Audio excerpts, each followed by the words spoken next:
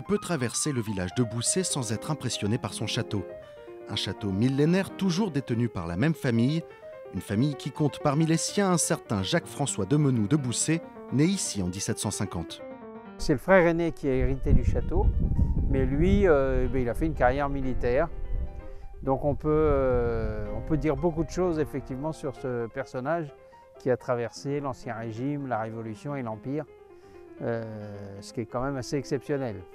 Allons-y.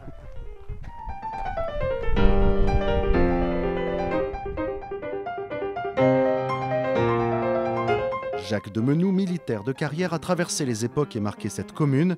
Après la Révolution française, il est tour à tour représentant de la noblesse aux États généraux, président de l'Assemblée constituante, gouverneur militaire de Paris ou encore commandant de l'armée d'intérieur. Il obtiendra le rattachement du Vaucluse à la France et commandera même une garnison lors de la guerre de Vendée. Enfin, il devient proche d'un certain Napoléon Bonaparte. Napoléon lance la campagne d'Égypte et l'emmène avec lui. Et après l'assassinat de Kléber, donc c'est lui, comme le général le plus ancien sur zone, qui est appelé à prendre le commandement de l'armée d'Égypte. Ce qu'il fait, mais dans une période difficile, les Anglais débarquent en 1801, ça se passe mal, et finalement, c'est lui qui signera la capitulation de la France. Aujourd'hui, au château de Boussay demeurent quelques souvenirs de Jacques de Menou, comme ce portrait officiel.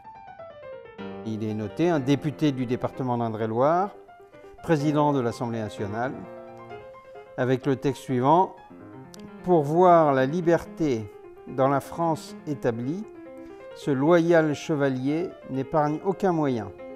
Intact, incorruptible, ardent pour sa patrie, le seul titre à ses yeux est d'être citoyen. Jacques-François de Menou mourra en 1810 en tant que gouverneur de Venise. Si l'on ne sait pas où il repose aujourd'hui, sa mémoire, elle, est perpétrée par sa famille. C'est un personnage qui nous intéresse. C'est quelqu'un qui, à mon sens, était très proche des gens. Et tout ce qu'on peut retrouver aujourd'hui montre que dans ses décisions, il a toujours eu pour souci d'aider les populations, qu'elles vivent mieux, etc. Donc c'était important pour moi, voilà. Nul doute qu'à Boussay, on parlera encore longtemps de l'enfant du pays, devenu homme d'État.